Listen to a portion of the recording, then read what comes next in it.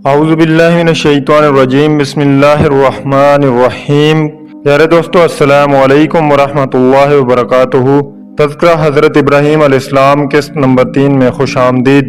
جیسا کہ ہم قسط نمبر 1 اور 2 میں ذکر کر چکے ہیں کہ جب حضرت ابراہیم علیہ السلام کا نمرود سے مقابلہ ہوا تھا کہ میرا رب سورج کو روزانہ مشرق سے طلوع کرتا ہے اور تو اسے مغرب سے طلوع کر کے دکھا، اور میرا رب زندہ بھی کرتا ہے اور مارتا بھی ہے، تو نمرود نے کہا تھا کہ کیا تو نے کسی کو اپنی آنکھوں سے زندہ ہوتے ہوئے دیکھا ہے؟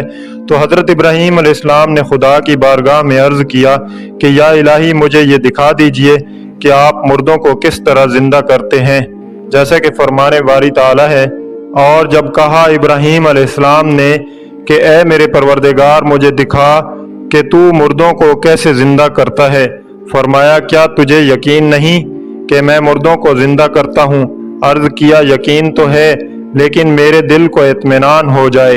فرمایا بس پکڑ 4 پرندے، انہیں عادت ڈال اپنے ساتھ کی، پھر اوپر پہاڑ کے ان کے ٹکڑے ٹکڑے کر کے رکھ، پھر ان کو بلا آئیں گے، بس وہ تیری طرف دوڑتے ہوئے، اور جان لے کہ اللہ غالب و حکمت والا ہے۔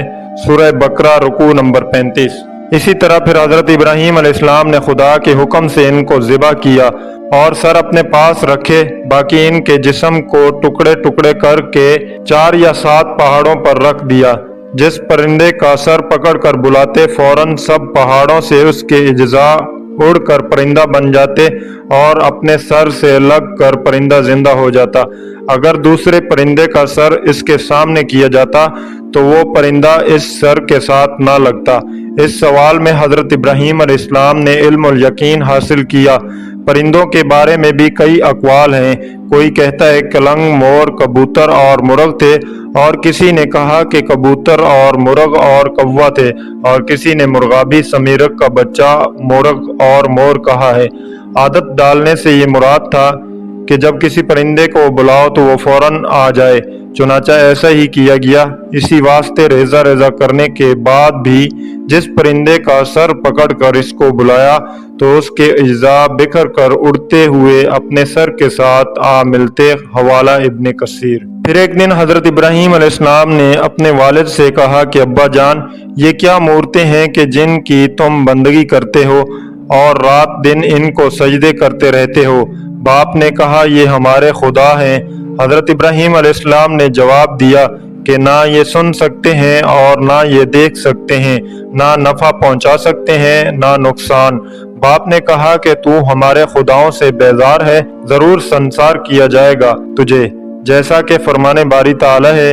اور بلا شک ہم نے ابراہیم علیہ السلام کو اول ہی سے رشد و ہدایت عطا کی تھی اور اس کے معاملے کے جاننے والے تھے۔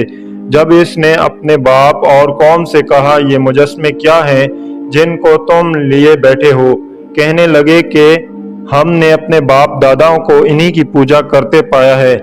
ان کے جواب میں حضرت ابراہیم علیہ السلام نے فرمایا، جیسا کہ سورہ الانبیاء میں ارشاد ہوا ہے، ابراہیم علیہ السلام نے کہا بے شک تم اور تمہارے باپ دادا کھلی گمراہی میں ہو۔ کہنے لگے کہ تو سچی بات کرتا ہے یا مذاق کرنے والوں میں سے ہے؟ حضرت ابراہیم علیہ السلام نے فرمایا کہ یہ بت تمہارے رب نہیں، بلکہ تمہارا رب تو وہ ہے جو زمینوں اور آسمانوں کا رب ہے، جس نے ان سب کو پیدا کیا ہے، اور میں اسی بات کا قائل ہوں جیسا کہ فرمان باری تعالی ہے، بلکہ تمہارا رب اللہ ہے، آسمانوں اور زمینوں کو جس نے پیدا کیا ہے، میں تو اسی بات کا گواہ ہوں۔ پھر فرمایا تمہارے معبود کسی ادنا چیز کے بھی خالق نہیں اور نہ ہی کسی چیز کے مالک ہیں، پھر یہ معبود اور مسجود کیسے ہو سکتے ہیں؟